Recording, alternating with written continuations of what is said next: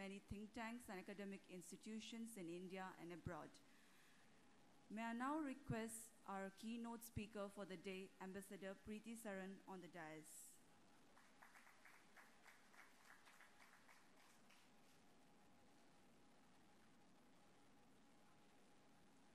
Ambassador Preeti Saran is currently serving as the Secretary East in Ministry of External Affairs, Government of India.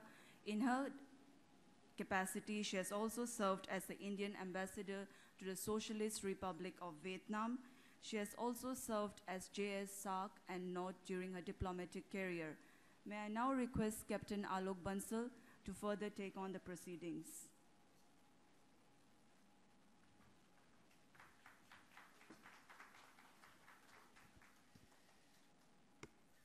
Good morning. I think this session will deal with India-ASEAN relations. And when we look at India-ASEAN relations, they go so far back that they disappear into the mists of history.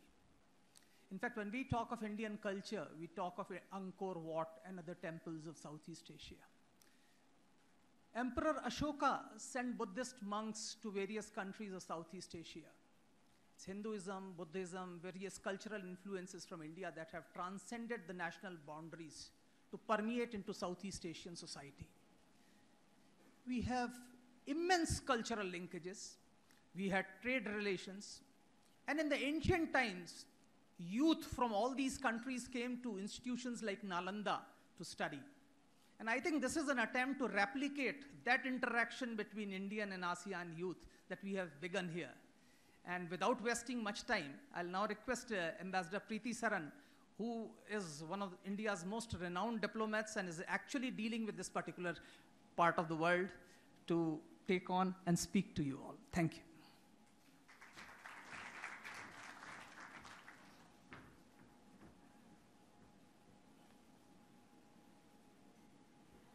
Good morning, namaste. Shri Ram Madhav ji, Shri Alok Bansal ji, distinguished delegates to this ASEAN-India Youth Summit. At the outset, I'd like to say that I'm absolutely delighted and honored to be asked to speak here today this morning, especially at a time when we are celebrating India's Independence Day. As you all know, India is 70 years young.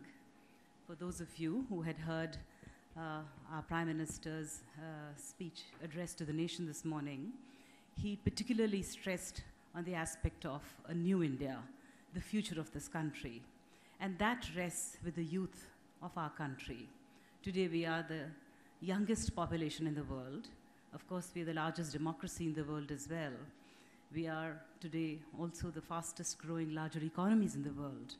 And it is the youth of today, that is the aspirational youth that looks to the future of our country, where we look at hope with a new excitement, a new sense of anticipation, a new sense of promise and hope for the future of our country. And it is this youth, including those of you present here today, to whom I'd like to wish a very happy Independence Day, because we know that the future is in your hands, that you would be the engine of growth, not just for an aspiring India, but also to a slowing and an aging other parts of the world. So happy Independence Day to all of you.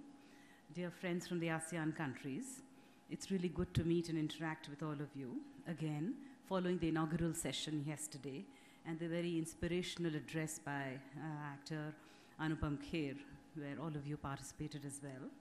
I trust you enjoyed this morning's visit to the Manav Sangrahalaya and, of course, to the interaction that I earlier spoke about. As I've said earlier, we decided to organize this youth summit as part of a series of commemorative activities to celebrate the silver jubilee of our dialogue partnership between India and ASEAN.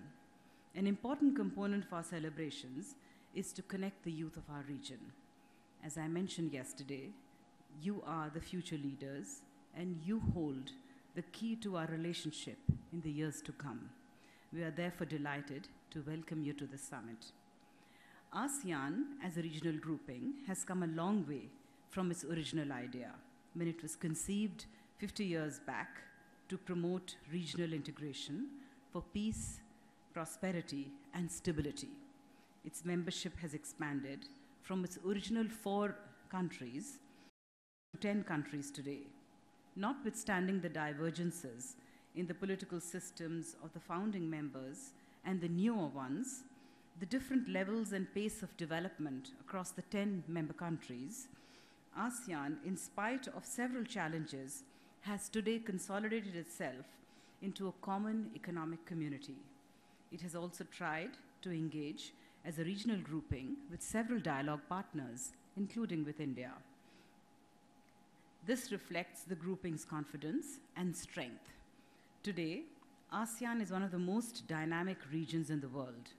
At a time when global growth has been sluggish, there are anxieties as a result of political changes in some countries and conflicts in other parts of the world. The ASEAN region holds promise for all of us. Although it is also affected by growing uncertainties, the ASEAN way of consensus and decision-making has shown a positive way forward to resolve differences. ASEAN's unity and its centrality, therefore, becomes important both for itself and for the Asia-Pacific region. In our own engagement with ASEAN, India has also supported this ASEAN to manage its profile in the region in a peaceful, inclusive, and a constructive way. This is not a minor achievement. India's strategic partnership with ASEAN has been to our mutual benefit. Together, we have contributed to regional growth and stability, and we will continue to work with ASEAN towards a rule-based regional architecture which is open, inclusive, balanced, and equitable. We will also continue to work with ASEAN in the regional and international fora to shape the economic and security architecture of the Asia-Pacific region. From the Indian perspective, it is our view that precisely because ASEAN represents the cultural, commercial, and physical crossroads of the region, it has a unique ability to reflect and harmonize larger interests of the world beyond. We have seen this already in the workings of the ASEAN Regional Forum, of which India is also a member. There are even greater appreciation for the criticality of ASEAN to the larger continental stability when it conceptualized the East Asia Summit process, and India is one of the founding members of this regional grouping as well. We have also found considerable value in the ASEAN Defense Ministers Plus gathering, where our defense ministers meet regularly. The more structured processes have been buttressed by the informal and ad hoc ones as well. Among the arrangements that India works with today is the RECAP agreement on combating piracy in Asia, and as a funnel state of cooperation mechanisms in the Straits of Malacca and Singapore under the aegis of the International Maritime Organization. Our bilateral relationship with each of the ASEAN member countries has also grown in tandem with our multilateral engagement with ASEAN. Just as ASEAN is very special for India, so is India's relationship with each of the ASEAN member countries. Vietnam is our established, comprehensive strategic partner. Our cooperation across a broad range of economic, developmental, and security issues will deepen further. With Thailand, cultural affinities add further texture to its role as a hub for manufacturing and trading. A long-standing presence in Brunei has now acquired a more contemporary relevance with focus on energy. In the case of Indonesia, our long-standing political and security cooperation has been strengthened by increasing economic activity, especially in resources and commodities. This holds true for Malaysia as well, buttressed by bridging of roles of persons of Indian origin, and including members of the youth delegation from Malaysia who are here today as well. Both countries are important partners in our efforts to counter radicalization and combat extremism. Singapore is valued as a critical economic and security partner for us. With Philippines, we seek to exploit fully the immense potential for trade and investment. For Cambodia and for Laos, India has been a steady partner in development as also in its cultural cooperation. India's direct interface with ASEAN is through Myanmar, our land bridge to ASEAN, which will further broaden our developmental and commercial presence. The importance of our relationship with the ASEAN region can be gauged by the fact that in the last 3 years, our president, our vice president, and our prime minister have visited 9 of the 10 ASEAN countries. And later this year, in the month of November, our prime minister will participate in the ASEAN-India Summit, as well as other related summits that will be held in Manila. So that will cover all the 10 countries by the top 3 leadership of India.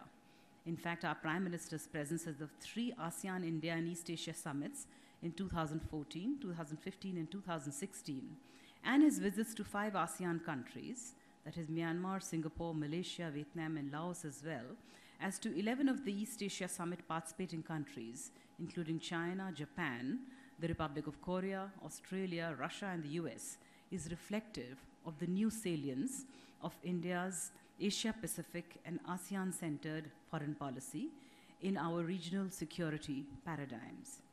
Faced with growing traditional and non-traditional challenges, political security cooperation is a key and an emerging pillar of our relationship. Rising export of terror through radicalization and export of ideology of hatred and spread of extreme violence defines the landscape of our common security threats to our societies. Our partnership with ASEAN seeks to craft a response that relies on coordination, cooperation, and sharing of experiences at multiple levels. We plan to organize a major event focused on countering radicalization. Both India and ASEAN countries can be positive examples for other parts of the world where the scourge of terrorism and extreme ideology has become a norm. On the security front, India also looks to working closely with ASEAN in securing the trade routes, in freedom of navigation in international waters, of overflights to deal with threat or use of force to intimidate, and on the issue of utmost respect for international law, notably the 1982 UNCLOS, to reduce piracy along the Malacca Straits, to cooperate in addressing traditional and non-traditional security challenges, including the areas of de-radicalization, prevention of violent extremism, and cybercrime. We also cooperate with ASEAN in dealing with natural disaster management aspects. The oceans and seas have historically brought India and ASEAN together. They were used for trade, for movement of people, goods, and for movement of faith from across the oceans. Maritime cooperation, therefore, provides us oceans of opportunities, and to tap the potential in commerce, in preserving our environment, in developing the blue economy, and in connecting us together. Maritime cooperation, therefore, remains a very important aspect of our cooperation with ASEAN. India and ASEAN share deep economic ties. ASEAN today is India's 4th largest trading partner, accounting for over 10% of India's total trade. India is ASEAN's 7th largest trading partner.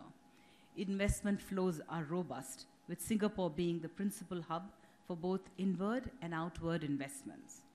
We look forward to similar figures in the case of other very vibrant ASEAN countries as well.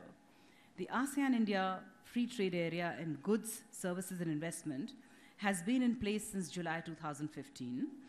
Deeper economic integration with the dynamic ASEAN region is therefore an important aspect of our engagement with ASEAN. The ASEAN-India Trade Negotiating Committee met for the first time in April last year to take stock of a host of issues, and we hope that in the process to deal with all the impediments that have come in preventing us from tapping the full potential of our trade and investment relationship.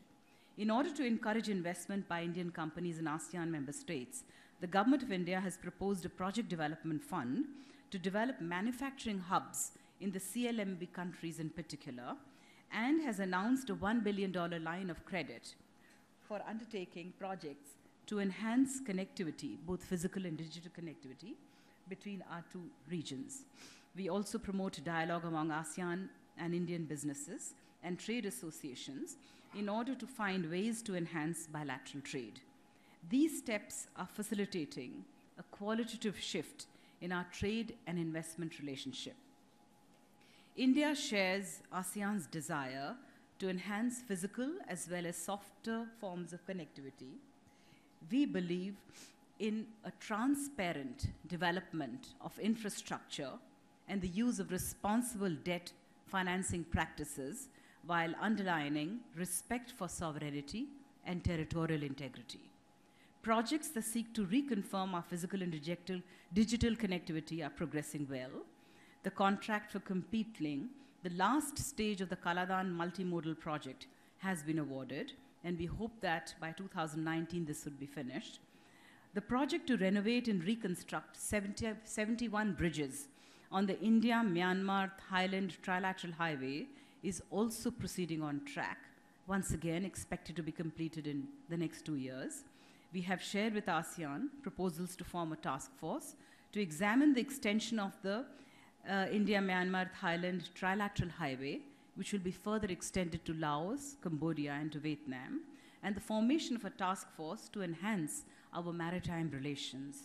At a recently held BIMSTEC Foreign Ministers meeting in Kathmandu last week, it was agreed to develop a master plan for connecting the BIMSTEC region with the ASEAN to further connect South Asia with Southeast Asia. At the 14th ASEAN-India Summit in Vientiane in September last year, the Indian Prime Minister, Shri Narendra Modi, while reiterating enhancing connectivity, stated that it lies at the heart of India's strategic partnership with ASEAN and put forward to the ASEAN leaders specific proposals for this purpose.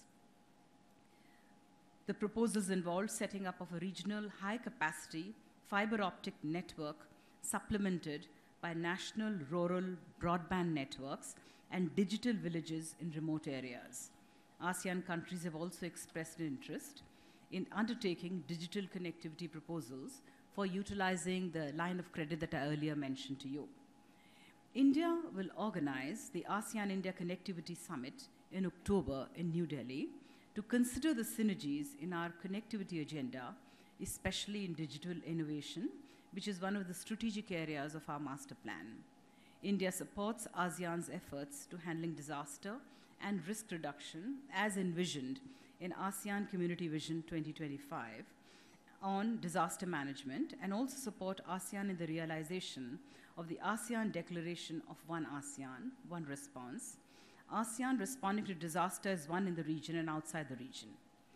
For this, India had hosted an ASEAN Ministerial Conference on Disaster Risk Reduction in New Delhi in November last year, and as an East Asia Summit Conference on Disaster Risk Management in Emergency Response around the same time.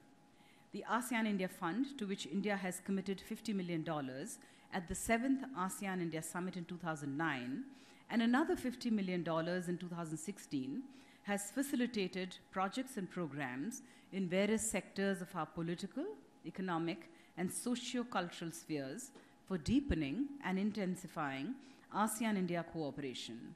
Since 2001, over 40 projects have been undertaken under this fund in the fields of agriculture, science and technology, space, environment and climate change, in IT, in human resource development, and capacity building.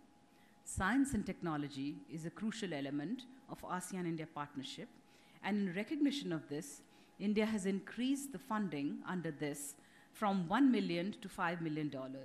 We are working on an early operationalization of programs under the ASEAN-India Fund, namely the ASEAN-India Collaborative Research and Development through projects, ASEAN-India Research and Training Fellowship for ASEAN professionals, and ASEAN-India Innovation Platform. I give you details of all these programs primarily because it is targeted at the young ASEAN-India population, and I hope that information about this would perhaps interest you to perhaps incite your own bureaucracy in your respective countries to ensure that we are able to tap this facility that is available under this rubric. Cooperation in space sector has intensified with the decision to establish a tracking data reception processing center in Ho Chi Minh City, near Ho Chi Minh City in Vietnam, and to upgrade the telemetry tracking and command station in Biak, Indonesia. India has also offered the services of its indigenously developed GPS, which is the Geo-Augmented Navigation, or GAGAN, for advanced navigation and location assistance to ASEAN member countries. India has committed another $5 million for an ASEAN-India Green Fund in 2007 to promote adaptation and mitigation of technologies in the areas of climate change, energy efficiency, renewable energy, biodiversity, clean technologies, conservation, and environmental education. India and ASEAN share pluralistic nature of our societies, encompassing major regions and religions of the world, and a wealth of diverse cultures. This affinity constitutes a special asset for the future development of our relations. Together, we are an example of tolerance, of compassion, of pluralism, and diversity for the rest of the world. We have been organizing a large number of programs to boost people-to-people interaction with ASEAN, such as inviting ASEAN students to India each year for the Students Exchange Program, for a special training course for ASEAN diplomats, exchange of parliamentarians, participation of ASEAN students for the National Children's Science Congress, an ASEAN network of think tanks, as well as eminent persons lectures. We also have created an ASEAN India Center in New Delhi, and we hope that we would be able to sign an intergovernmental agreement soon to activate this further. We also inaugurated an ASEAN Studies Center at the Northeast Hill University in Shillong last year. These centers are academically contributing towards observing, recording, and deliberating on our dialogue partnership. We propose to document our civilizational ties by mapping Indian inscriptions along the Mekong River, as well as documentation of our shared cultural symbols. We designated ASEAN as a guest of honor at the 5th International Buddhist Conclave held in India last year in October, and invited the tourism ministers, 150 monks, scholars, and media persons from ASEAN countries for this event. To celebrate 2017, a landmark year in our relationship, on 28 January, our Prime Minister exchanged messages of congratulations with President of Philippines, who's the present chair of ASEAN. In his message to President Duterte, our Prime Minister stated that India's Act East policy is a reflection of the importance we attach to our strategic partnership with ASEAN. He reaffirmed India's desire to deepen this engagement, and I quote, "so that it may scale new heights and constitute a defining partnership of our times," unquote. Our External Affairs Minister exchanged a similar message with the Secretary General of ASEAN. On 18 January, we commenced our celebrations with the second conference of ASEAN-India Cultural and Civilizational Links, which was held in Jakarta in January this year. They were unanimous in pointing out that India-ASEAN relations, rooted in historical ties, were unique. Unlike ASEAN's other dialogue partners, with whom their association is contemporary, what makes India's relations with ASEAN very special is that it goes back thousands of centuries. Presently, a series of events are taking place, and we will continue through the year on the theme, Shared Values, Common Destiny. Our celebrations span political, economic, cultural, and people-to-people contacts, and this particular youth summit is an important landmark in these celebrations. As I mentioned to you yesterday, our Prime Minister has invited leaders of all the ASEAN countries, and all of our celebrations will finally culminate in a summit, which we look forward to.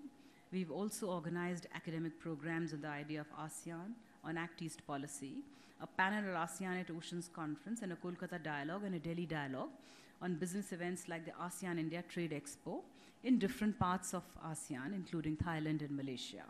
More such events are also planned, including a conference on blue economy, which will be held in Nha Trang in Vietnam. In conclusion, it can be said that India and ASEAN have powerful convergences that can become the basis for a higher level of cooperation. To reiterate, India's engagement with the Southeast Asia in history goes back millennium. Commerce, connectivity, and culture has been its hallmark. Our contemporary presence is as natural in this region as it was in the past. Our expectation is that the ongoing Silver Jubilee celebrations will celebrate the message that India and ASEAN are closely aligned in our quest for prosperity, stability, and security of the Asia-Pacific region. Thank you for your attention.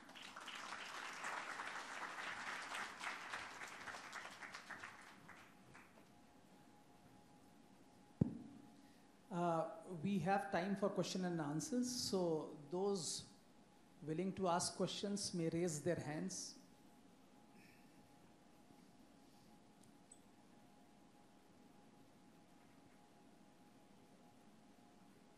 Yes. Kindly identify yourself before asking the question. Thank you, Ambassador, for your time today. I am Paul from Malaysia. Just one question. What's the future like of this summit? Is it a one-off summit to celebrate 25th Silver Jubilee dialogue partnership between India and ASEAN? Or is this going to be an annual event in several ASEAN countries? Thank you. The Youth Summit, yeah. The Youth Summit. Well, thank you for that clarification. The Youth Summit is in your hands, and the outcome of the Youth Summit is in your hands too. And should you decide that you would like to institutionalize it on a continuous basis, we would warmly welcome it. This certainly is the first Youth Summit, and I'm deeply heartened to see such an overwhelming support and response. And we hope that it will build into a regular summit each year. Thank you.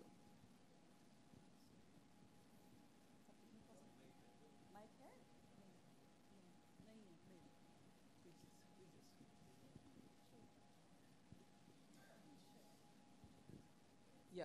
Any more questions?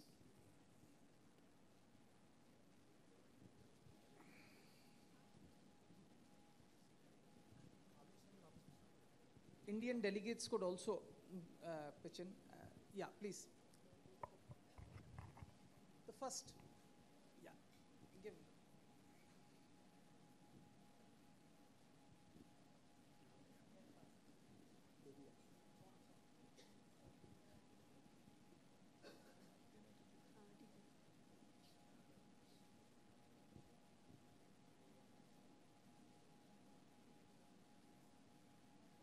Hello. Okay. Thank you.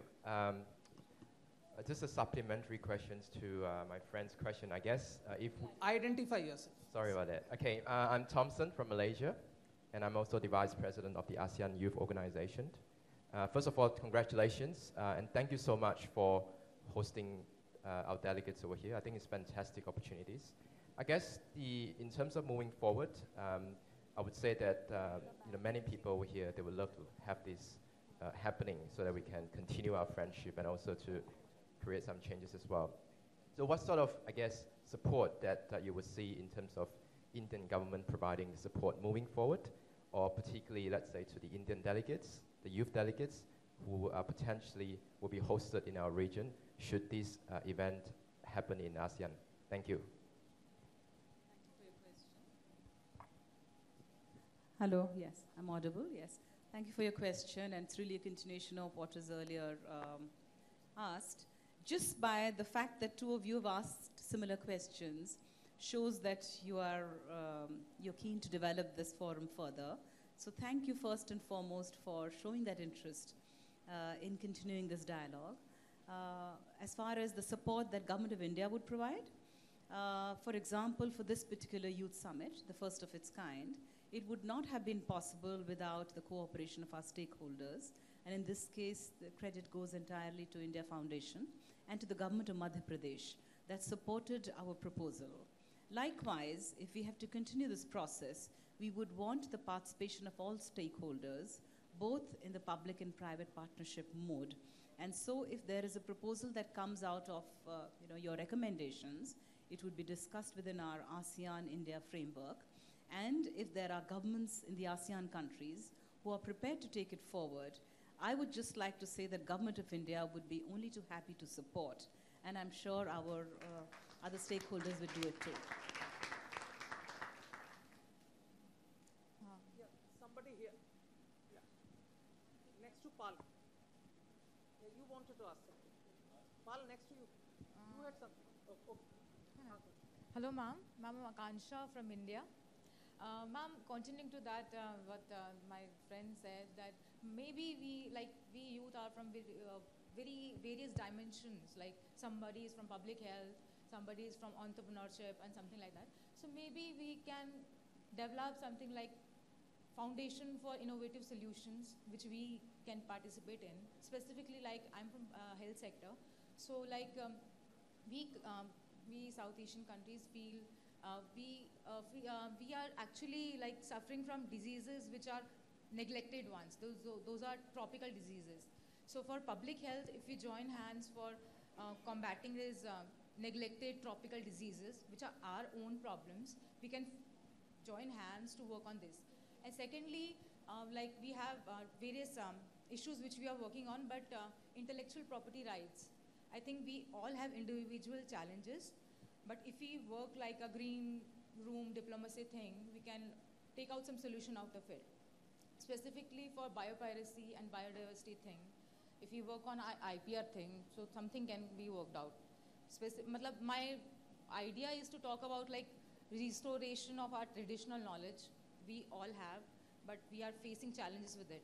So instead of working individually, we can develop a fora for innovative solution which we can work on. Well, thank you for sharing those very good ideas. I think they're excellent ideas. I would encourage that you exchange these ideas amongst the delegates who are present here today. There are many ways of carrying this thought forward. One is the informal network that you would develop in the course of this week. That is one. If you were to actually formulate it in the declaration, that is, of course, would have more permanent knowledge of it. I can assure you, as I mentioned in my address, that there are certain provisions of funds like the Science and Technology Fund and other funds which are available to India and ASEAN member countries to use those for carrying this idea forward. We also have a network of think tanks, and they are prepared to discuss all kinds of subjects. So I would say please use this particular forum to germinate this idea, let it grow further, and we'll be very happy to carry it forward as well. Thank you. This is Narayanan from India. Madam, you talked about freedom of navigation and all, international laws and all that. There is a country in Asia that doesn't respect the international laws or the freedom of navigation. What will be the thing for India and ASEAN to tackle China here?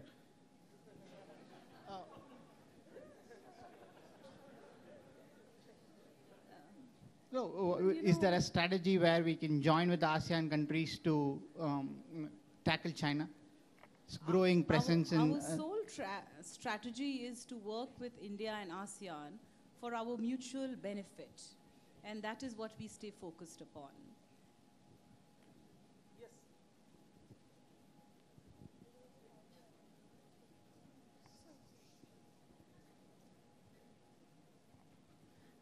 Good morning. I'm Sheena, public official, a worker in the local government in the Philippines. And I know the answer to this question would be further explored in the panel discussions later. And I look forward to the youth declaration after this summit. But I'd like to ask, how can when you had your speech earlier, I listened intently, and you said that for the Philippines, we look forward to a more strengthened economic relations. And since the Philippines is the chair of the ASEAN this year, I am very excited in how the Philippines and India would work together towards economic development. But I'd like to know, how can the local governments, coming from a local government official, how can the local governments be more integrated in this relationship with India and the Philippines? Since this year is a golden year, no, for ASEAN, for the Philippines being the chair, but I don't want the local governments to be left behind.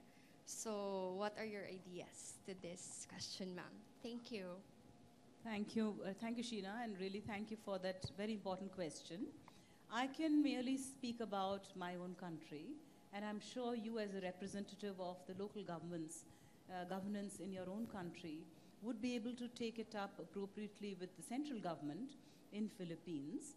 As far as government of India is concerned, and I had the privilege, and I'm sure many of you did, listen to our Prime Minister earlier this morning address the nation from the Red Fort on India's Independence Day.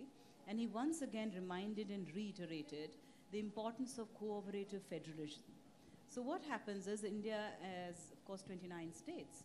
And while the central government has a certain areas of subjects where it is responsible, including foreign policy, what has been encouraged, particularly in the last 3 years, for each of our states and union territories, is to, of course, contribute to their areas of remit, but to work very closely with the central government and encourage greater trade and investment coming in from outside into these respective states as well.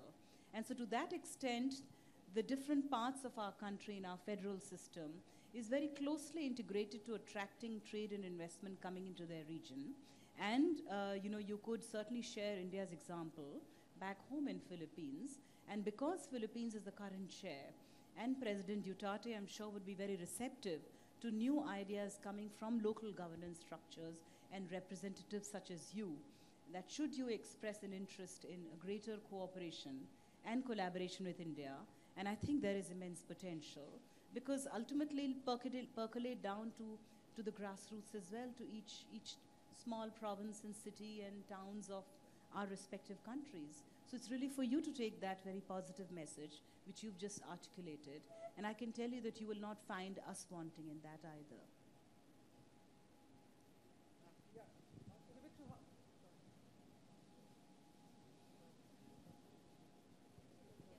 Hello. Good morning, ladies and gentlemen. I am Ning from Vietnam. I would like to ask you about a question. Based on your presentation, I know India have an inclusive relationship with all ASEAN countries. And as you know, we are the ASEAN country would like to build the ASEAN communities. So from your side, Indian side, could you give us about how to build tightening the ASEAN country from Indian views? I mean, some people like from look outside, look inside. I think maybe it's a very good suggestion for us. Thank you very much. Thank you. If I've understood your question, and as I said in my earlier address, while we attach a lot of importance to each of the 10 ASEAN countries, and we have a special relationship with each of the 10 ASEAN countries, it has been our consistent policy to work towards ensuring that ASEAN as a regional grouping remains united, and that its centrality in the regional security architecture remains foremost. And that has been India's attempts, no matter in which way we deal with it, whether it's political security, economic, or socio-cultural. It has been India's constant effort to maintain ASEAN's centrality and unity in the regional architecture, and we will continue to work on that. Ma'am, I'm Abhas Singh Thakur from Varanasi, India. As we know, yesterday Anupam Kher sir was highlighting the importance of cinema and Bollywood. If we wish to have a better people-to-people connect, the best way to enter the homes of the people in ASEAN is through Bollywood and television. So in this strategic partnership, are we working in this regard also? My second question is, India has recently launched International Solar Alliance. So are we into partnership with ASEAN in International Solar Alliance too? Third is, PM Modi, our Prime Minister, has wished to develop India as an international arbitration hub. So I think that we can well establish ourselves as a mediation center for ASEAN also. So are we into it also? The next is Ayurveda and medicine. 4 questions. Yeah. Thank you. Thank you very much. As far as the first one is concerned, and that was about Bollywood. or Indian cinema, I think it is an unsung hero for us in terms of promoting our soft culture. And Indian cinema has propagated itself, including to the ASEAN region, without any assistance or help from Government of India. But I have to say that on its own steam, and I have lived in that region, so I can say that Indian cinema is extremely popular in different parts of the ASEAN countries. Of course, in certain countries it's more popular than the others, but I think its popularity and interest and acceptability is increasing, including of Indian television soap programs as well. I know that in Vietnam, for example, Balika Budhu and Diya Bati were extremely popular programs, as they are in other ASEAN countries. You would have heard of various cinema awards like the IFA Awards that have been held in Singapore and Malaysia and other parts. So these are regular events that are held. As far as further attempts to promote Bollywood, I think it's an extremely good idea. It will certainly help in creating greater understanding of each other through cinema, which is a very important medium. An idea that I tried to promote when I was in Vietnam was try to encourage Indian filmmakers to shoot more films in Vietnam and other beautiful locations. Normally Switzerland and other parts are very popular destinations, Europe for making Indian films. I think if more Indian cinema were to be filmed in ASEAN locations, I think that would be a very good way to promote understanding of each other. There'd be ASEAN countries showcased in more than 1.3 billion Indian homes, and Bollywood's outreach goes beyond India. It is a huge outreach globally. So I think that is an excellent idea, and certainly we are working, both the government and I've certainly tried, constantly try to encourage. As far as the Indian Solar Alliance is concerned, yes, all of the ASEAN countries falls within that range of solar-rich countries. Bilaterally, individually, we worked with several of the ASEAN member countries to promote that, have asked them and invited them to be part of the Solar Alliance. I don't have the exact numbers, but I know that some countries are already members of the International Solar Alliance. Coming to your third question, which was on arbitration, well, that's a very good idea. I can simply say that India has always been a rule-based country. India's benign presence has always been welcomed. We'd be, so I think India sets an example for the rest of the world in following a rules-based system. And your last question, I forget, what was that? Ayurveda, yes. Again, not just Ayurveda, but all our traditional forms of medicine, including yoga, are extremely popular. And once again, I can quote my own experience in Vietnam when we celebrated the first UN Day of Yoga. And that was such an eye-opener for us when we realized that although we formally as government tried to celebrate that event, but the number of organizers, the number of organizations, the number of people who practice yoga on a daily basis all over the ASEAN countries was so amazing, their knowledge of yoga. All of us, both India and all of the ASEAN countries, are biodiverse, rich countries.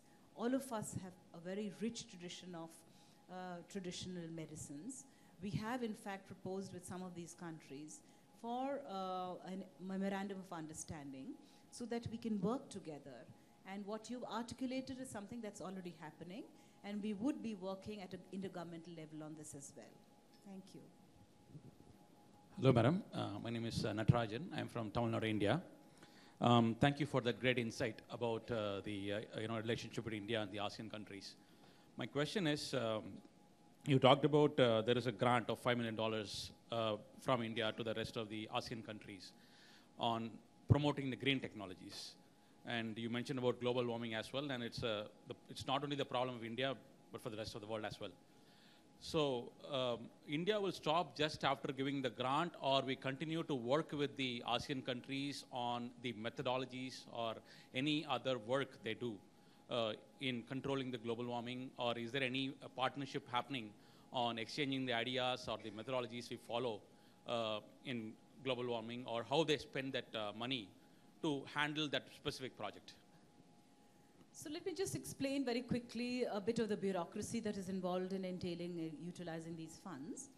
There are proposals that are made from the Indian side as well as from the ASEAN member countries, which has to run through a process of approvals within the ASEAN Secretariat, which is based in Jakarta, which in turn runs it past through the sectoral ministries of each of the ASEAN countries. And once the project is approved, then what happens is the funds are disbursed, and it helps connect or bring together institutions, organizations, including research institutions within India, identified, those who've been identified to implement that project, with their counterpart bodies in the ASEAN countries. The funds are, of course, small and limited, but I think the spillover effect of networking, of connecting the institutions on both sides, has a much huger advantage, and that is the biggest takeaway from these implementation of these funds, that it helps build connections and networks amongst ourselves. Ma'am, thank you, ma'am. My name is Kumkon. I'm from Cambodia. That very interesting presentation. But I myself, I study foreign policy, and the areas and topic that interest me for the research would be the foreign policy and national security and strategic study. And among the researchers, we always discuss one thing, the thing that I would like to raise as a question to you. Why India takes so long to reattach with Southeast Asia? Because previously you just look east, and then now you act east, but why it takes so long to reattach? And in the next 5 years, what India wish to accomplish within the framework of cooperation with Southeast Asia? Thank you. Well, thank you for your question. Why did it take us so long to attach? I would, in my defense, say, well, better late than never. But no, I would say that yes, we could have done this earlier, but the fact that we've done it now, and in fact it was very actively articulated by our Prime Minister at the India-ASEAN Summit in Naypyidaw that was held in 2014, and thereafter certainly a new energy has been injected into looking or acting east much more vigorously. I would say one of the reasons also has been that we were, both India and the ASEAN member countries, consumed inward looking, more preoccupied with itself. Now that there is a more resurgent India, a growing India, with with a faster economy, I think we provide both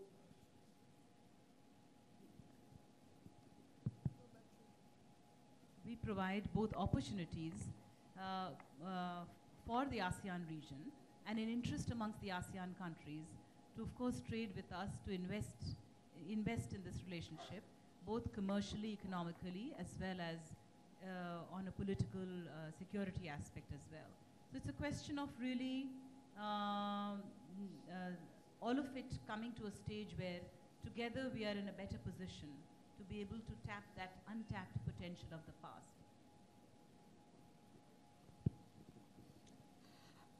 Very good morning. I'm Payal from Malaysia. In regards to the question earlier about Bollywood, it's just probably a suggestion which I had in mind yesterday when Shri Anupam Kher was giving his speech. Malaysia is a country where Bollywood is really looked up to, well known as well. So from time to time, the Bollywood films have introduced a lot of Indian culture. Unfortunately, current Bollywood movies have reduced in the essence of culture. So what is India's, or your suggestion, ma'am, into showing the culture in Bollywood films? And we really look forward to seeing more of essence and culture in the films. Thank you. And before I would, my friend here has a question as well, so I'll just pass the mic to her. Ma'am, maybe you want to answer her Should first. I answer that first? Okay, you know, this is a very subjective response. I am not a filmmaker, but I'm a huge fan of Indian cinema as well. Certainly, if I get the next opportunity, I'll convey that message to Mr. Anupam Kher and to any other stakeholders from the Indian cinema. Talking of Indian culture and Indian culture being projected in Indian cinema, I would say, you know, we are a very ancient civilization that go back, I mean, we are the most, go back several thousands years. What makes India's culture different from other ancient cultures is the fact that we are the only country, ancient civilization that has a continuity. You know, if you were to look at other ancient civilizations, let me give you the example of Egypt. Of course, they also have a very rich ancient civilization that is obvious in the caves in the Valley of the Kings in Luxor and the pyramids, etc., that are 5,000-year-old monuments. In fact, we don't have such old monuments that have survived primarily because the weather conditions in India were not like the dry conditions of Egypt. There have been other ancient civilizations which you would have read about in the history books, but they have not been a continuous civilization. The Indian civilization is the only civilization in the world today that is a continuous, unbroken civilization. So the gods we practiced and prayed to 5,000 years back, the philosophy that was practiced 5,000, 3,000 years back is still prevalent in India. And I firmly believe that one of the reasons why India's civilization has remained a continuous civilization is because even as we preserved our culture and our civilization, we also learned to change with changing times. A culture, a language, a religion can only remain dynamic if it learns to assimilate itself with the changes. And what makes India a vibrant ancient civilization today is because it did not allow itself to remain fossilized in the past. It came across newer experiences, newer external influences. It imbibed them, it assimilated them, but it also moved on with its heritage. And therefore, we're the only country with a continuous past that still remains vibrant today. And so if Bollywood chooses to celebrate Indian culture in newer forms, it is also a way of preserving, I would say, call it today's modern day popular culture. But that does not still take away from the fact that it will also from time to time continue to also reflect its rich cultural heritage as well. Yeah, just let her finish, I think, and both of you can ask questions one after the other, and we'll finish because we are shooting ahead. So we'll take both the questions and then, yeah, sure. Thank you, ma'am. I'm Vidya from Malaysia. So I well understand that we have, Madam has told us that what are the developments, economy, plans with ASEAN. I'm very keen to know what is the relationship like for the education. We have a lot to learn from India. I understand that medical-wise and education-wise, no one can beat India. I believe in that. So what is the relationship like to bring this extend to other ASEAN countries? So I'm not aware of if any programs or anything is going on at the moment. I would like to enlighten me on that and what are the future programs will be like. Thank you. Yeah, you also. Yes, a part of my question was already been asked. I was about to ask about what we were planning to extend our education programs to the other countries of particularly the Asian members. Also, my primary question was that due to the recent geopolitical changes, there is a general consensus on the fact that there is a growing sense of protectionism in this country, in this world, in fact. So my question is, are we looking at our approach towards these Asian countries, India's approach? Do we need to have a relook at it, or have we already considered about it in our approach towards the relations of our country with the Asian nations, considering the fact that there is a growing sense of protectionism in the trade world? Sorry, sir. My apologies. I just have a short comment. I don't have any question, if I may. Okay. Yeah, thank you. My name is Hun Mani from the Kingdom of Cambodia. I do not have any question, but I would like to have a short comment on behalf of the Cambodian delegation. First of all, I would like to thank all the great arrangement and all the smiles that we have been receiving since we arrived here. Despite all the question, I believe the India-ASEAN Youth Summit make a lot of sense, and it makes the more importance because it's coincides of the 50th anniversary of ASEAN, 70th anniversary of independence of India and also the 25th anniversary of our partnership. And I believe that despite whether or not there will be an institutionalized platform for us to meet, to get to know each other, and to build up the relation for future generation to come between ASEAN and India. But for most today, and we do hope that it will be institutionalized, but for today, I would like to thank Ambassador Saran for being here as a practitioner of foreign policy and foreign affairs, to be here to share with us with great insights, with great response to, despite the difference of questions.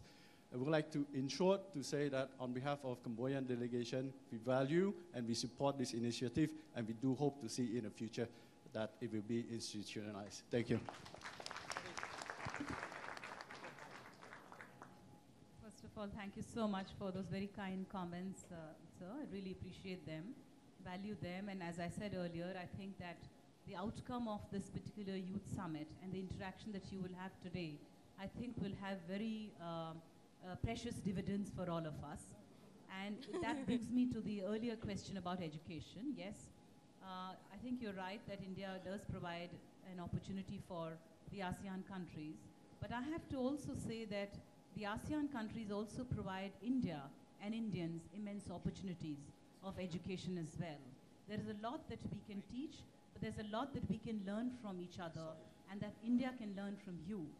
All of you in your own ways are growing very fast, very rapidly. Your growth stories are very inspiring in spite of so many adversities in different countries of the ASEAN region. There is a lot that has happened that we could learn from as well.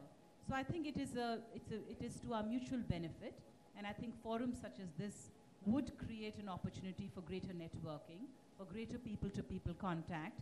Earlier we have had some discussions on Indian cinema and Bollywood. I think cinema is not just for the sake of cinema or understanding each other's cultures, but it also promotes tourism and interest in visiting each other's countries. And that further enhances greater people-to-people contact. So at the heart of the future of the relationship really is a greater people-to-people interaction, and I hope that your interactions today will also promote that. When it comes to education, Government of India has in fact a few schemes of capacity building, including English language learning and other ITech programs where we have teachers that go and teach in the ASEAN countries, particularly the CLMV countries. And we have students that come and get attached to institutions within India, but those are limited. I think we could do much more with each other, and I would certainly recommend and encourage that one of the recommendations that comes out of your summit today should be in that direction. Thank you. Thank you very much. I think she deserves a big hand for not only a wonderful speech, but for fielding all your questions. Thank you very much.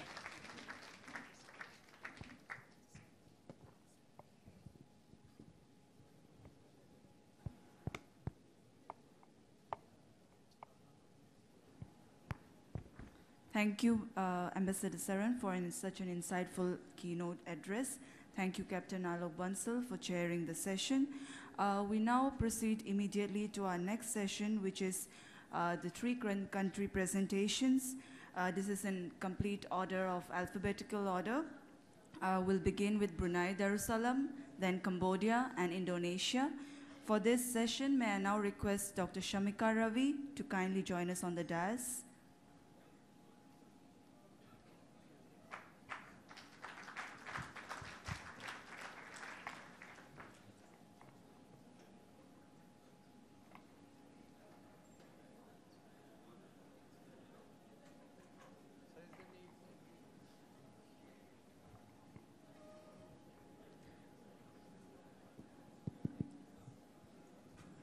Dr. Shamika Ravi is Senior Fellow, Brookings India. She leads the Development Economics Research Vertical at Brookings India. She has many international and scholarly publications in her name. Before we begin with the formal country presentations, we will begin with the three country national anthems, which will follow with the presentation. So may I now request everyone to rise for the national anthem of Brunei Darussalam.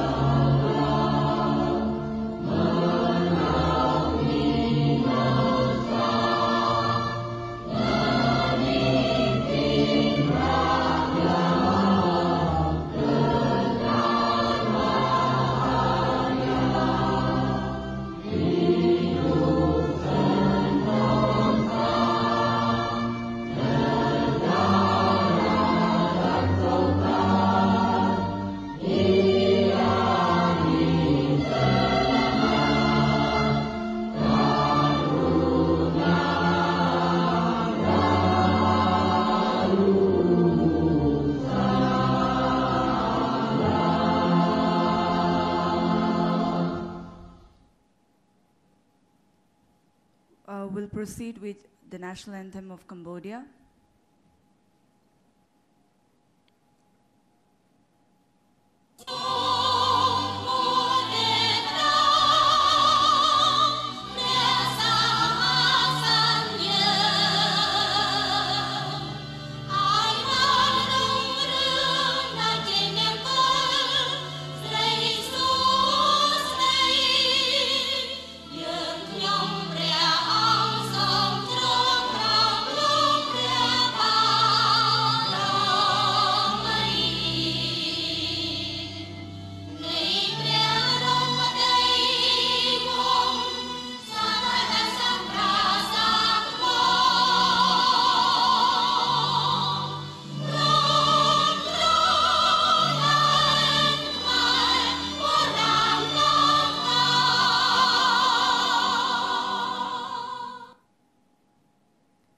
We'll proceed with Indonesia national anthem.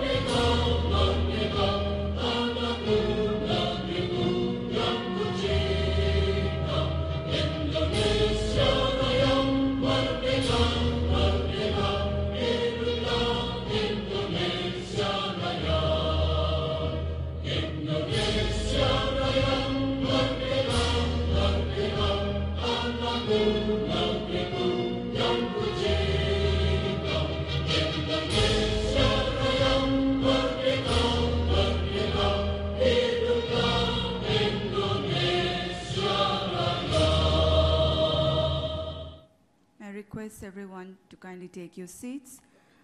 Dr. Shamika Ravi will take over the proceedings of the three-country presentations. Over to you. Thank you, Srishti. Good morning, everyone, and welcome to the first session on country presentations. I must say I had the luxury of watching you when the three national anthems were going on. And as is the case with all national anthems, it garners a lot of enthusiasm and gusto and positivity. And I could see different segments of the hall light up when the three different national anthems went on board. So, which is a good way to introduce the country presentation section.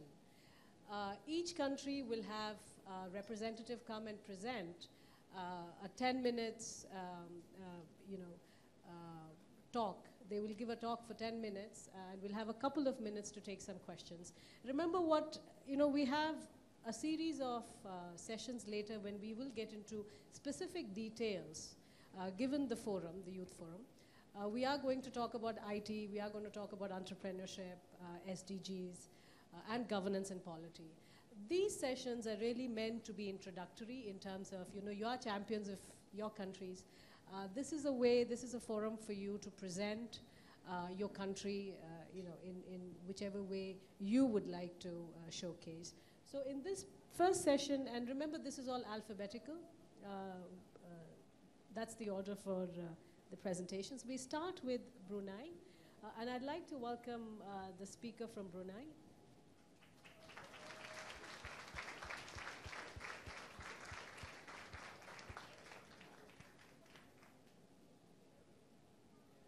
Jeremy.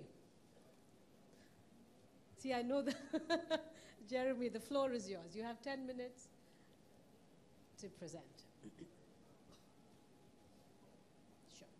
So Jeremy has a PowerPoint presentation. If we could load it on, please.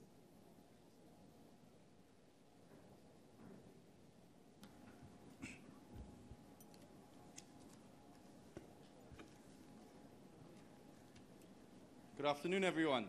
Shubdin. Did I say that right? Yeah, did I say that right? I just want to say congratulations again on the 70th Independence Day for India. Today has been an honor to be a part of. This morning, I found myself getting really emotional, trying to fight back tears, watching the performance at the auditorium. This youth summit holds a special meaning to me. Let me just introduce myself. My name is Jeremy Singh Sekon. I am a Roman Catholic, Sikh, Indian, Chinese in the Muslim country of Brunei. Let that sink in for a bit, guys. Okay? Try and process that for a second. The world's a melting pot. So I'm from a little place called Brunei, as most of you may know. I'm just going to wait for the PowerPoint presentation. Is it a...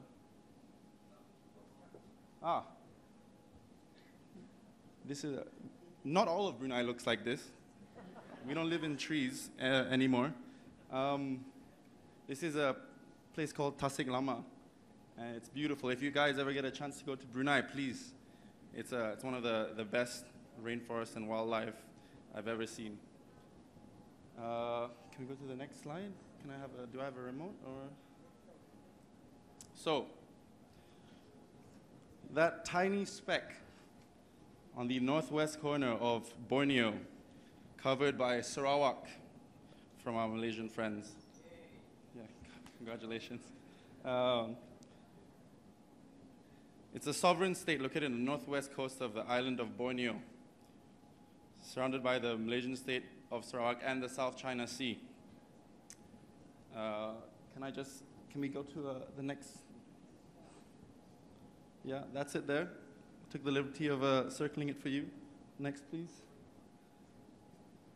And one more. There it is. So, Brunei, that's us, very small place. Not many people, 463,000, yeah, that's right. Let me just get into it. Can I get the next slide, please? Now, according to legend, Brunei was founded by Awang Alak Batatar, who was a Buddhist. And upon finding the land of Brunei, he apparently exclaimed, Barunah, which translates to, there it is in Malay. Some of my Malaysian and Indonesian friends might know. And that's apparently where the name Brunei was derived from. Another legend says that Brunei came from the Sanskrit word Varun, which means God of the ocean. Can I get the next?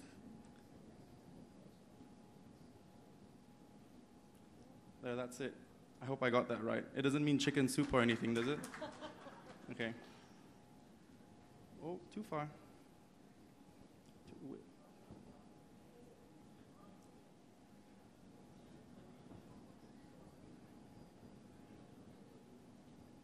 Take your time, it's fine.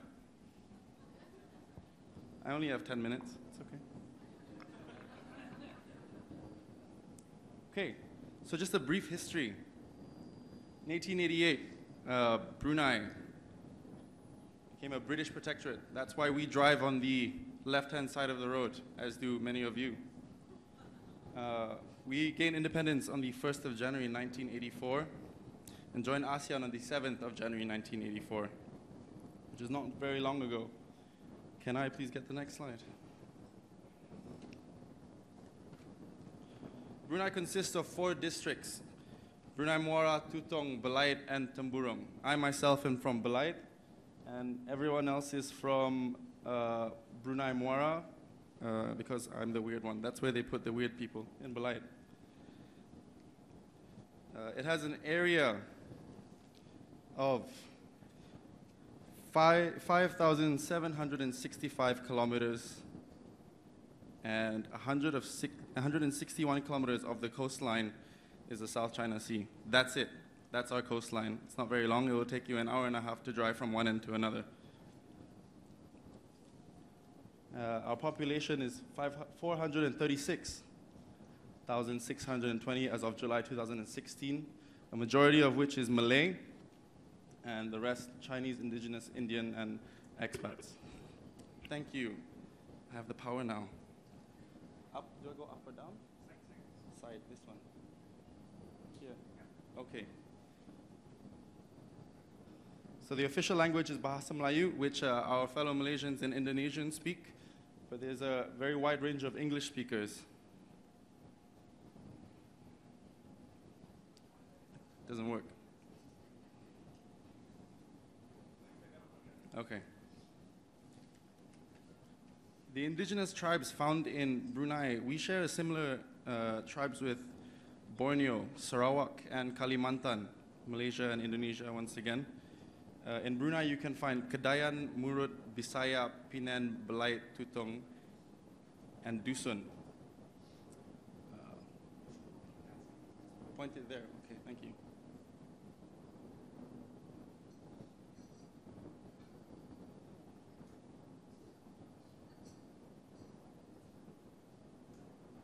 Okay, I've got it now.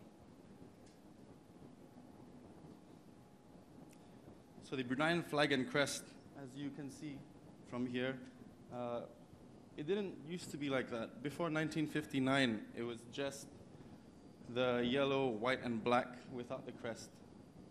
And it was later added, I'm not going to read all of that out and bore you guys, but it is the royal umbrella, the wings of 4 feathers, the hands for the government, the crescent symbolizing Islam, and the Arabic characters, which means always in service of God's guidance. Brunei Darussalam translate to the abode of peace.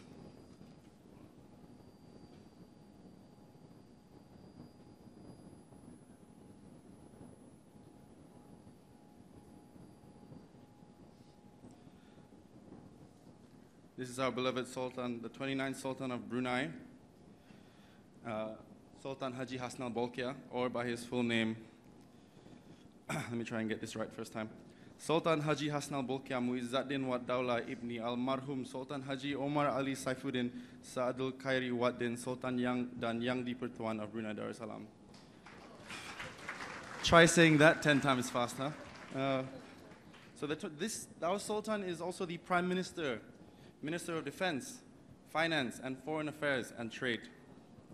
Tough job. And we're also lucky enough to be celebrating the 50th Jubilee of his coronation this year in October.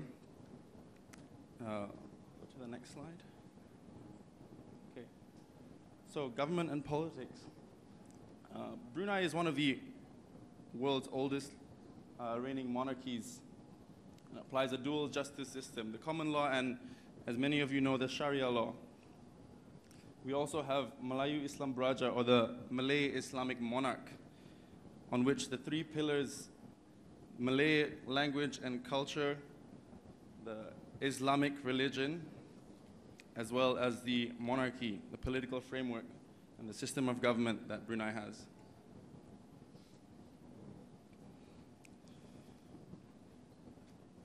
Economy, what Brunei is famous for. As many of you may know, we have been lucky enough to find oil wealth sometime in the 1920s. If I can just find my...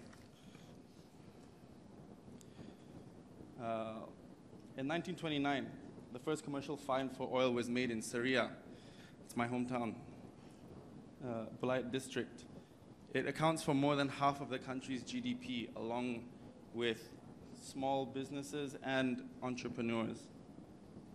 Our local currency is the Brunei dollar, which we share a same rate with Singapore, which is roughly 0.57 pounds or 43 rupees. It has the 5th highest GDP per capita at 80,000, but this is because we have such few people. 25th highest nominal GDP per capita, and Human Development Index of 0.861. We are the 31st highest. Oh, just to touch back real quick. You guys saw a ship there. I am lucky enough to be a sailor and marine engineering officer for the Bruneian Merchant Navy. I'm at the front line of our main export and distribution of LNG to Japan, Korea, Taiwan, Malaysia, Singapore, Philippines, and so forth. So that's why that picture is there. I didn't just put it in because I liked it. Education. We have 4 national universities. As you can see, the oldest one being UBD, University Brunei Darussalam. UBD ranks 349 out of 26,000 in QS ranking. Number 37 on the top 50 under 50 years. And it's moving towards research and innovation.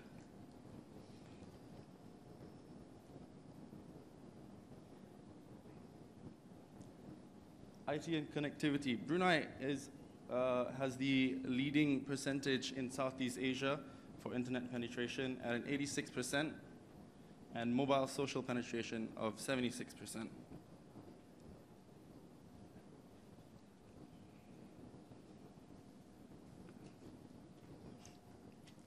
So the cultural and creative scene, it's developing at its own pace.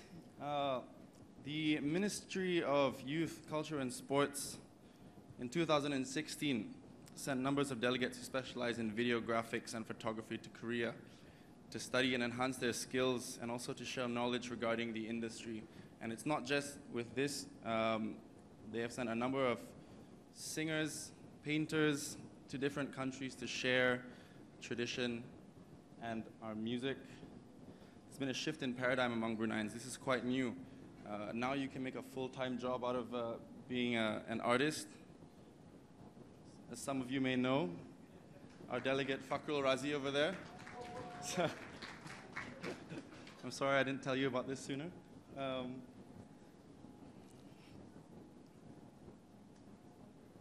Kampung Air, one of the attractions of Brunei. It's a water village. It's over 1,300 years old. Situated just over Brunei Bay. We have inhabitants, 39,000 people living there. If you ever do find yourself in Brunei, do visit. It's breathtaking. Flora and fauna. These lovely creatures reside in the Borneo rainforest. I'm sure our Malaysian and Indonesian friends are well aware. Proboscis monkey is a funny-looking monkey, slow loris pitch plant. And the Rafflesia flower, which is the biggest flower in the world. It smells like rotting flesh. And lastly, traditional food. Ambuyat, I don't know if you can see because of the flag. It is derived from the interior of a sago palm. And it's a starchy, bland sort of substance. And you dip it, and it's delicious. I know it doesn't look very tasty there. And we also have nasi katok, not very different from nasi lemak for the Malaysians, with sambal, spicy relish, fried chicken, and so on and so forth. That concludes this presentation. Thank you very much for being interested. Questions? Anyone? I will try my best to answer all of them or divert.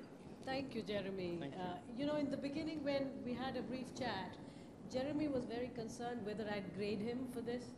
And Jeremy, no, we didn't grade you, but you did very well. Oh, thank you. You know, thank this you is very the much. beauty of a youth summit like this. You are from such diverse backgrounds that to have such a wonderful presentation from a sailor and as your background, this is fascinating.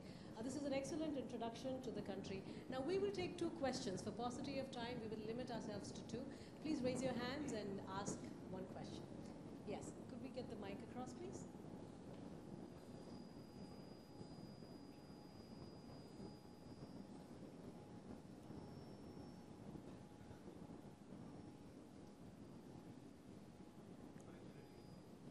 Hiya.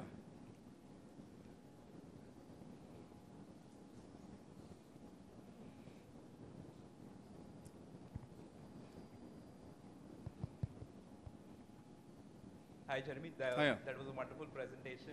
Thank you. My name is Abhijit from India, and I thought it would be great if you could just highlight the challenges that a small country faces in terms of securing its borders and your relationship with the neighbors. In terms of security at borders, did you say? Sorry. Well, I spend most of my time at sea, not on shore. So I'll try and answer this as best as I can. Brunei is a very safe country. As for security with borders, I'm trying to figure out if any of my teammates I can push this onto any of my teammates. Now, just to clarify one point, this country presentation is being made by one of your representatives, but the questions, I think the rest of the delegates from the country should feel free to pitch in. Yeah. So I'll just touch on what you asked, the problems faced by living in such a small country. I was lucky enough to be exposed to the outside world at quite a young age. However,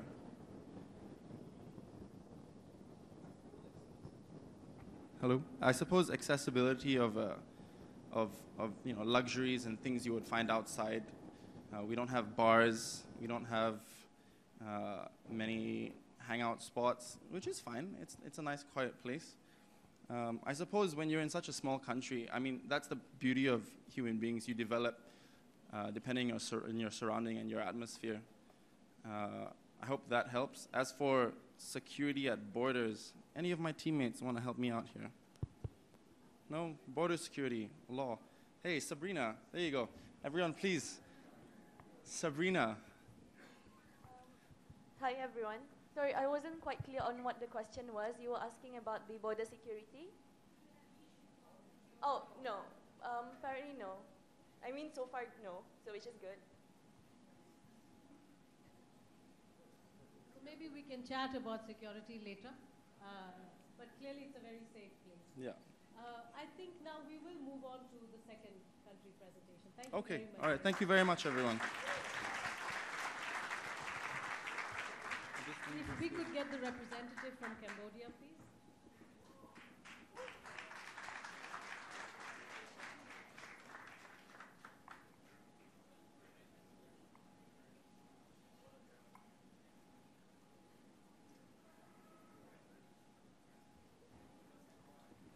You have 10 minutes to present. Okay.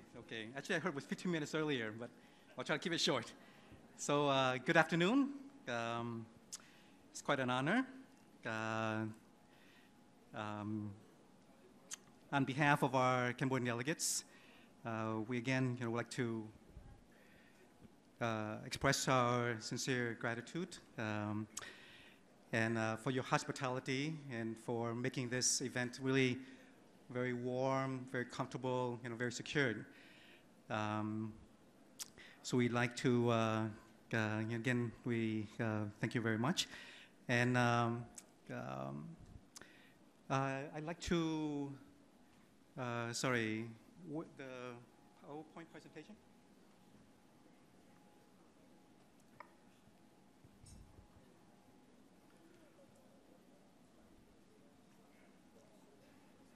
Okay, thanks.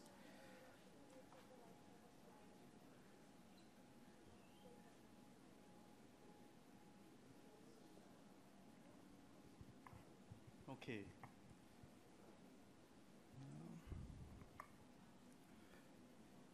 Sorry.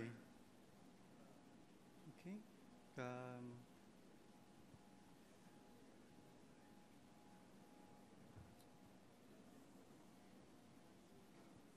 Okay. So this is our really rich, rich history. Our, I think the highlight here is the Khmer Empire, which was responsible for building our Angkor Wat. It's about 800 years ago. We can see that we have a very rich history, and as we progress to where we're at today, with our Cambodia really thriving, and for us to right now going through a digital transformation.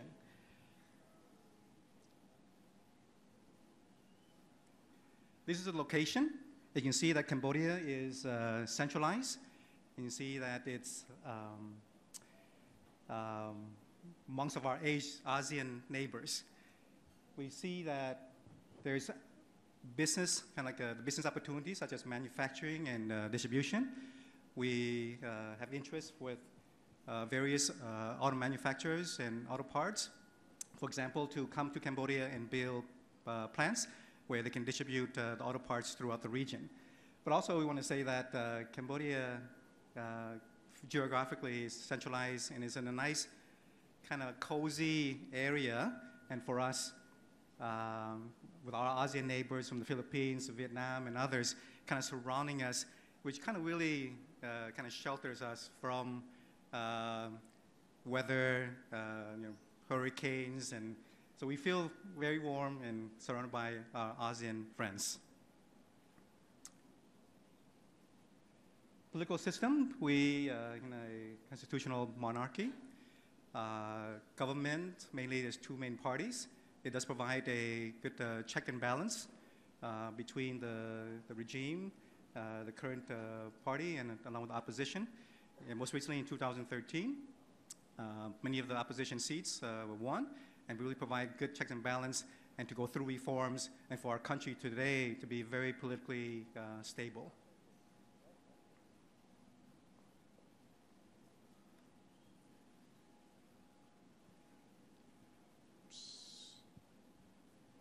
Sorry.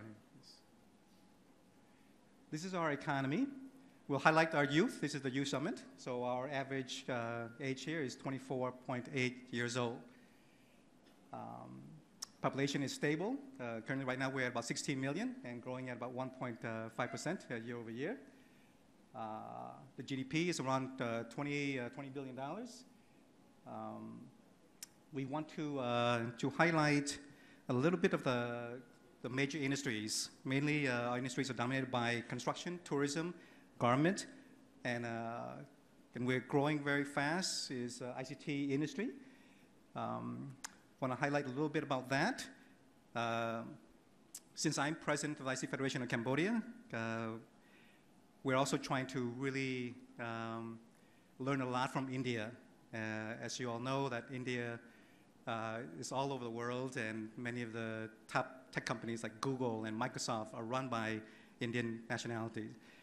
And there's a kind of a joke in Bangalore, right? Bangalore, with many engineers, that if you actually have a pebble and you just close your eyes and you toss it, you actually go hit a software engineer. That's quite, I mean, I think it's a little bit of a joke, but I think very, very seriously. When I lived in the US, when we did IT outsourcing for many years, we looked at India, right, as a primary source. So by living in the US and again, Indian resources being utilized to help with many of the American companies, we also learned a lot, and I came back to Cambodia to help grow, our industry. And then back to, Cambodia is that the internet usage, for example, 9 years ago was about 28,000 users. Now we've grown that to 8 million. So that's more than half of our population. So we feel that the country is going through is in the progress of going through a digital transformation.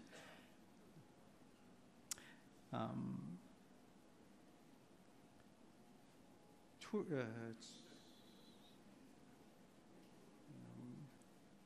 investment climate, like we said, political stability for over 31 years. I'm one of those who actually returned from the US, come Cambodia, and see the opportunities that the country is stable. And I do see many other returnees, many other foreigners, expats coming to set up operations in our country. These are some of when the investors come to our country, they look at many of these potential concerns that they probably heard from the media. This is what we've been addressing, and especially I think in dealing with any kind of business setup. And we have addressed each of the major issues.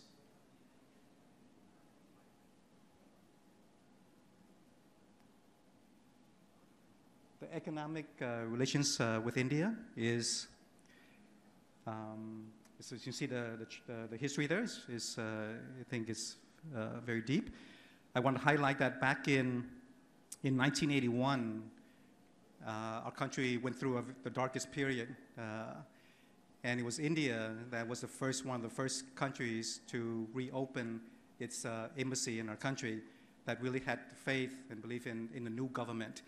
And today we maintain a very strong relationship, as you see from all the imports and exports. We estimate right today there are about 3,000 Indians living and working in Cambodia.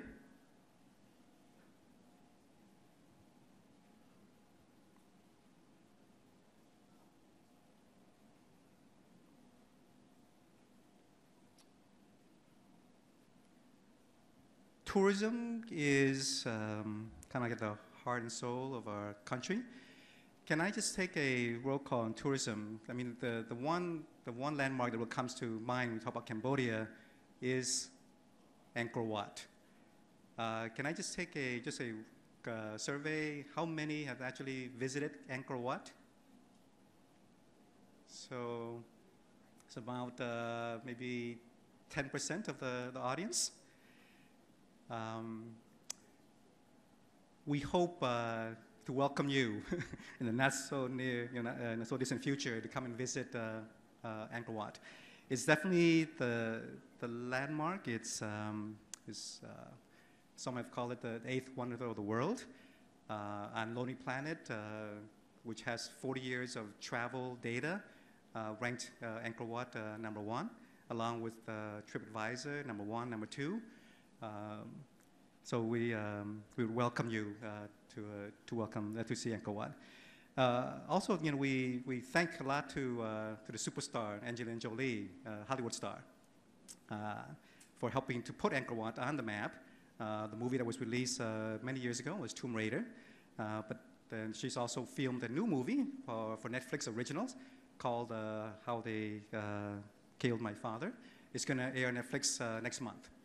We also want to highlight that the Survivor season 15, I know you guys have seen Survivor from the US, was filmed over in Koh Rong over near the beaches, which, many of the locals and expats go to.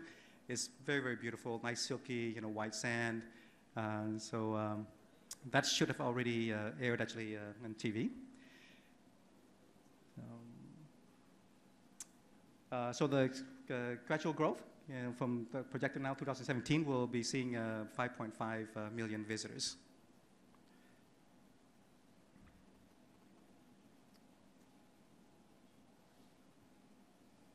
This is our cultural heritage. Again, many of these tourism locations in the country is declared under, as a World Heritage under UNESCO.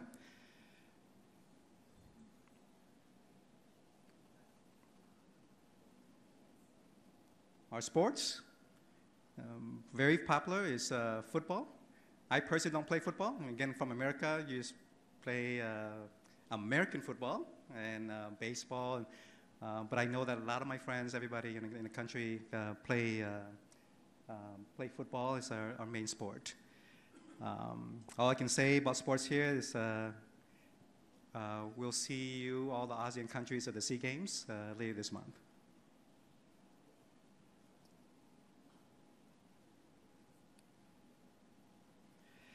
So, in conclusion, I'd like to, again, on behalf of our 8 delegates from Cambodia, we'd like to express the warm feeling we have and the hospitality of the host country, India, and for Indian Foundation organizers for making this first Indian ASEAN Youth Summit. Really, we see it's really a big success for us to come together and share our best practices and our shared values. Hopefully, when we leave from this, we'll all feel that this is a valuable event. It's inspirational and it's memorable, such as the performance this morning was just really just incredible. So we will definitely walk away with a lot to take back to our country. Thank you very much.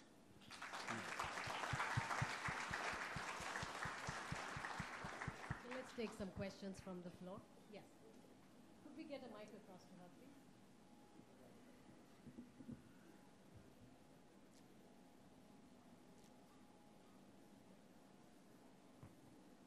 Thank you for the presentation. I'm Dr. Kashyapi from India.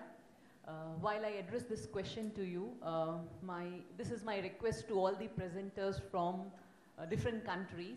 If you could highlight on some of the potentials of your country, I mean and some of the challenges that you face. These could be challenges in general for the nation and in particular with respect to youth. Because this is a youth summit, and in our previous session we were talking about how do we come together and contribute towards Indian ASEAN youth development or for the nations as such. I think it would be good to really connect on these grounds with each other. So in your presentations, because we are going to have for the next 2 days subsequent presentations from other nations as well. So maybe we can begin from you if you would want to share some of your strengths, your potentials, through which you could contribute to the other ASEAN nations, and also with regard to your challenges, wherein we can learn from each other. Yeah. Sure. Thank you for the question. So for youth, definitely I think there's a movement in our country. Many of the marketers, some of the big telcos, and even within the government, is to to attract the youth involvement. We find that the Cambodians actually, just look back to some of the challenges we face, is our history, right? It's what we mentioned earlier, from 40 years ago, a very dark period. And for the world to see our country in a different light, for us to see that there is a country as essentially geographically nicely centralized as a hub center, and for them to see as an investment opportunity. When you look at the political stability, look at everything, I think it really is conducive an environment that promotes investments. And that investment is going largely, again, to the youth. And the youth that have been born in kind of call this kind of the post-dark period, like the baby boomer, and these individuals are actually very hungry, for an opportunity to become a tour guide, or to work in the agriculture and construction, or the F&B. There are various vocational training, organizations now. And then in IT, we're also addressing that. Because if you look at addressing the growing middle class, we need to be in the future to be more dependent on the high-skilled labor force. So I think the youth are very hungry, for example, in IT. They love Facebook, and now streaming media with Netflix and iFlix. They have, even though they're relatively poor on average, but they get their hands on an iPhone, right? A smartphone, a $1,000 phone, and they're hooked to these phones. And so it's that kind of really that engagement, and that really gets them interested in IT. So in my role as head of ISEAS Federation too, is we're trying to get more Cambodians to move into more high-skilled labor, so that we can improve, the per capita. Right now it's about 1,300, and this high-skilled labor will really help us. Thank you. Thank you very much. Thank you. Yes. In the meantime, if we could get the speaker from Indonesia to come across. Thank you. Okay. All right, thanks. The one thing based on your suggestion, this is a youth summit, that is true. And in 10 minutes, what we have asked our representatives to highlight is champion their nation. But if you actually read carefully what they're presenting, the challenges on investment, the median age being 24, these are really alluding to the similar set of concerns that you have. We haven't straight-jacketed these presentations because we have several sessions in which we will discuss exactly these. So if we could have the next speaker, please.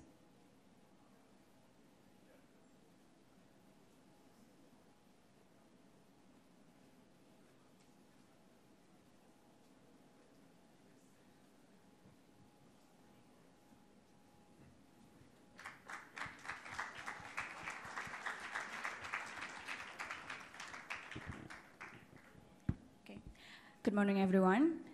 Instead of going solo, I would like to duet with my colleague here.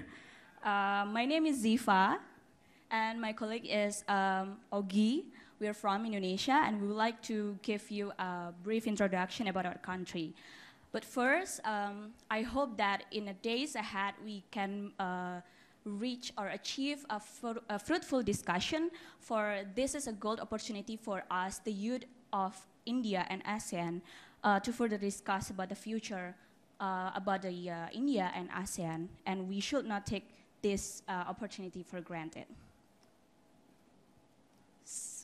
Okay, so I might start from the first slide.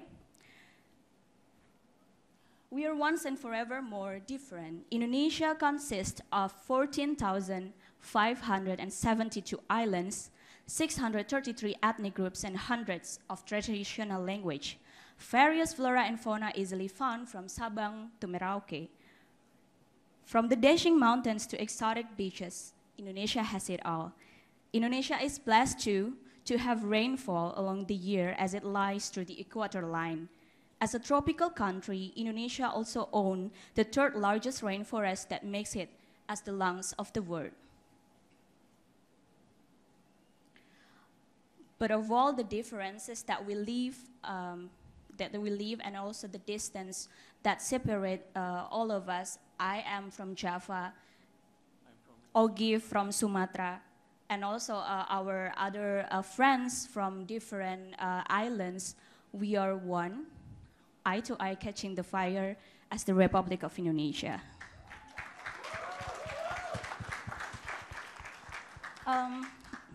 Before the previous slide. Today we are delighted to feel the ambience of India Independence Day celebration.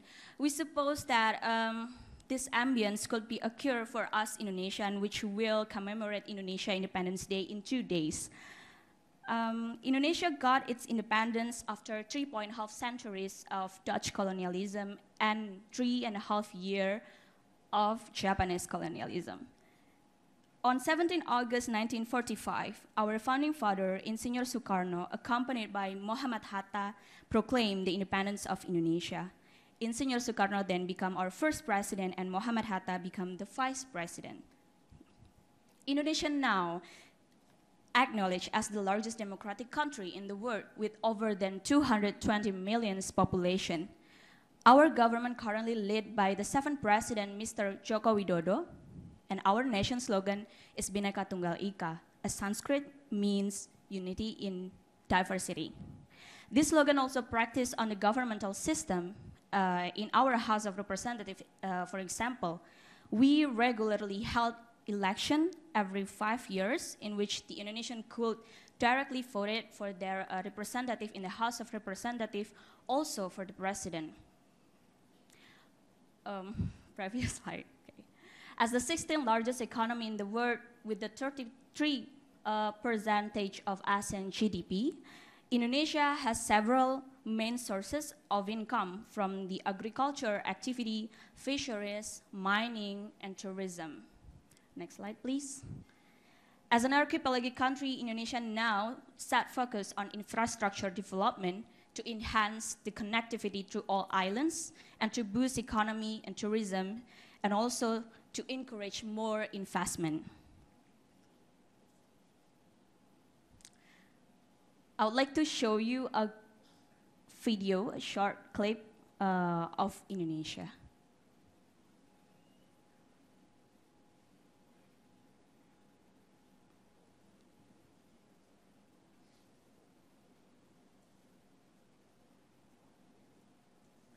Oh, okay. So unfortunately, we cannot show you the video, but if you want to see it, maybe we can look at it after this presentation. Okay. Ever since the proclamation, Indonesia has been very active in the international relations. With India, the relationship stretched back for 2 millennia, in which, if I might say, a timeless bond. The two countries are involved in similar forums such as G20, United Nations, Non-Alignment Movement, and others.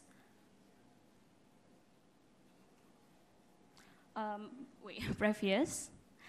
As you can see, Indonesia, if I'm not mistaken, is the first country to acknowledge the independence of India. And our founding father here, Mr. Insinyur Sukarno and Sir Jawaharlal Nehru, has shared a brotherhood, a close brotherhood, that built since both of them fighting for the independence of their country. These close ties also inspire us, the young people of India and Indonesia, to entice a close relations and cooperation. Aside from its close relation with India, Indonesia has always been very active too in other relations with the other countries. ASEAN countries, for example. Since 50 years ago, together with the 9 other ASEAN countries, Indonesia always seek opportunities to bring ASEAN countries to be more developed with an enhanced cooperation. Well, now to proceed to the next slide, I give to my colleague, Ogi. Yes, thank you, Siva. So I will continue with my part of this presentation. And now we see a big shift happening in Indonesia, which makes me and a lot of other people optimistic about the future of our country, which is the rise of millennials. As you can see, we have 81 million of people who are in that age bracket between 17 to 37 years old. And next. And also Indonesian youngsters, they are huge internet users. So as you can see, the figures over there of how the penetration of internet to the Indonesian population. Okay. And I also want to highlight the positive side. I think a positive characteristic that the Indonesian millennials or the Indonesian youngsters have in common, there is this new trend that we can see now that as opposed to probably the previous generation of Indonesians, nowadays the Indonesian youngsters, they are not your conventional people. They are not just looking for their own personal comfort in terms of economic and also welfare, but then they are also very socially conscious and they are very concerned about the socio-political improvement of their country. This is why we say that the youngsters are very impact-driven. And as you can see in Indonesia, to date, there are more than 7,000 social movements which are initiated by our youngsters mainly. Just, I think 2 weeks ago, I went to the Asian Literary Festival, which was hosted in the Old Town part of Jakarta, and I volunteered there. And my friend was the organizer for the National Literary Jubilee, which involves children from age 8 to 18. And I was very amazed because she told me that there were 3,000 people sending their applications to volunteer in that program. And then even my friend already works. She is 28, like me. Her name is Ina. She runs the Rumah Cerita, which is a non-profit organization focusing on literacy. And then she already has a job at a state-owned company. But then after she comes home, and then during the weekends, she would organize all these activities for the children. And then I was also very amazed to see within the 4-day program of the Asian Literary Festival, all of us, the volunteers, we are unpaid. But then although we are not getting paid, but we are very committed to our job and we are very enthusiastic, and same also goes with the other social movements. And I think like the most significant outcome of this voluntary-based movement is that in 2014, with the election of President Jokowi Widodo, which we have now, he was greatly helped by thousands of volunteers across the nation because they really believe in his vision, so they are willing to work, particularly with social media and how to help him with his campaign. So that was the secret behind his success as well in being elected as a president. And we can also see this trend, this concern to make a world a better place among youngsters, and most of them are with the volunteer basis and non-profit basis. And I think, and also with the startups. In Indonesia, we have lots of startups, as in other Asian countries and India as well, focusing on technology and other industry sectors. So basically, these startup movements are also mainly spurred by the youngsters of Indonesia. And I think that's all that I can share about the Indonesian youngsters, which make me feel really hopeful that we can use this energy to make the world, our region, a better place. And maybe we can also forge partnerships with the youngsters of other countries on how to make better socio-economic and political situations together. Thank you. Thank you. Thank you both. Now we have time for questions. You know, if you followed the presentations closely, it's also making us aware of what the familiarities across countries are. The median age, mid-20s, the influence of IT, social movements across. Yes, do we have any questions?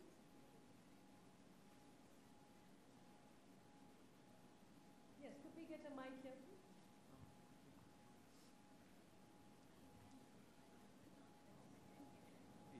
From our UN representative.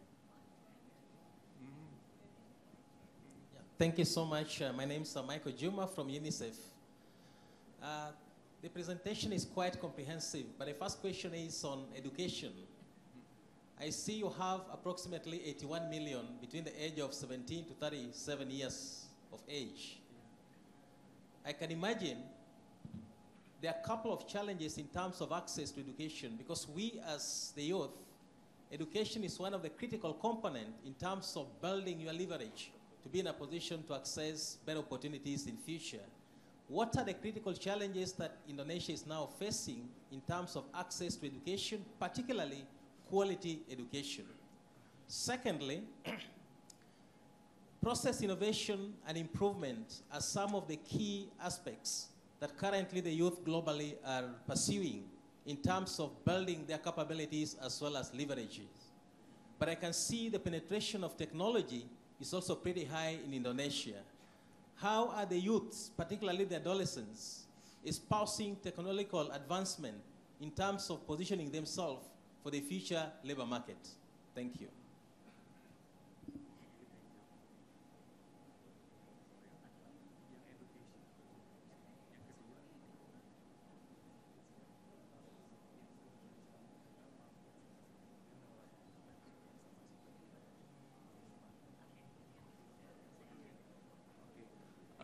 I will reply to the first question, challenges to quality education.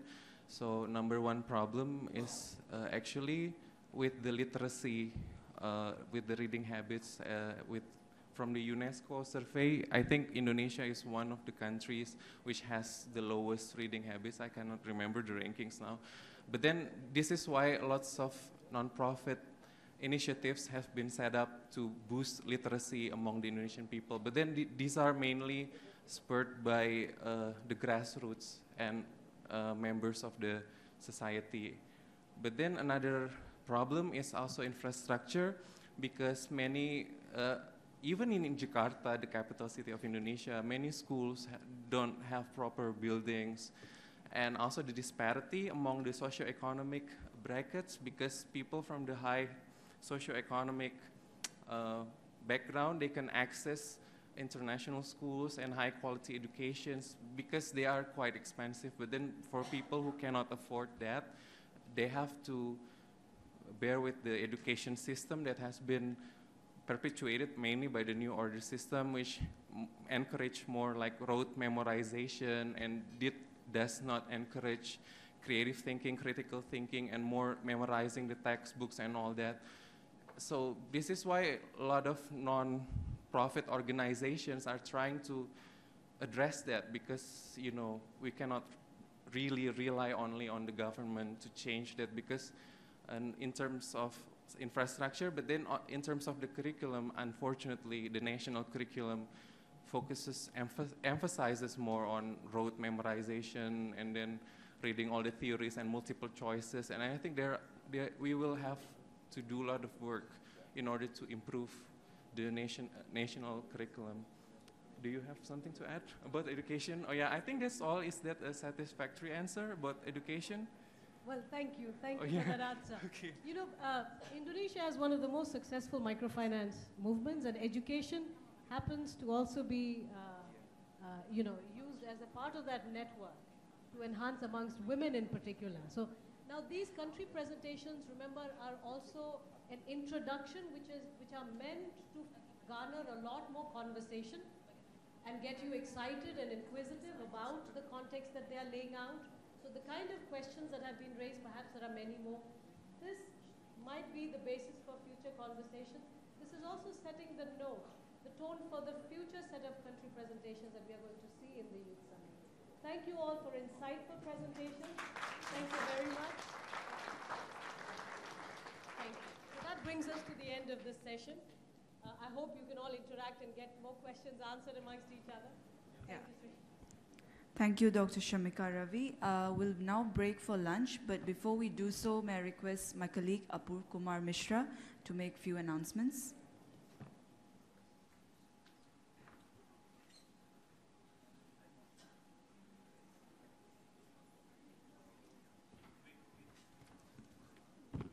We break for lunch now and we reconvene for 4 parallel group discussions at 2:30. Each of these group discussions have been allocated to 2 groups which are present today. May I request everyone in group 8 to please stand up? Group 8. Just take about 5 seconds to see and recognize each other. All of you are part of group 8. Your mentor is Shri Aniket Kale, who's a former Secretary General of OC. He's just waving his hand here. Right. So all of you will be here in Darbar Hall for the parallel group discussion on polity and governance, which will be chaired by Shri Ram Madhav, who's Director India Foundation and National General Secretary of the BJP. May I request, please sit down. May I request group 7 to please stand up. Request all of you to please identify each other, recognize yourself. Your mentor is Shri Sudarshan Ramabhadran, who's just raising his hand. He's the Deputy Director of India Foundation. You are also allocated to the parallel discussion on polity and governance, which will happen here, which will be chaired by Shri Ram Madhav. So both of you will reconvene in this hall after lunch for the parallel group discussion on polity and governance. May I request, please sit down. May I request everyone in group 6 to please stand up. Please recognize each other. Your chair is Shri Nomesh Bolia, who will be arriving here shortly. I will introduce him to the group. He's a faculty at IIT Delhi and a mentor to young change makers at the Vision India Foundation. You will be allocated group discussion on the topic United Nations Sustainable Development Goals. This will happen in Begum Hall 1, which is the left-hand side of the hall behind this. This will start at 2:30 p.m. And your chair will be Dr. Rene Van Berkel, who will guide the proceedings. So please reconvene in Begum Hall 1 after the lunch at 2:30. Please sit down. May I request group 5 to please stand up.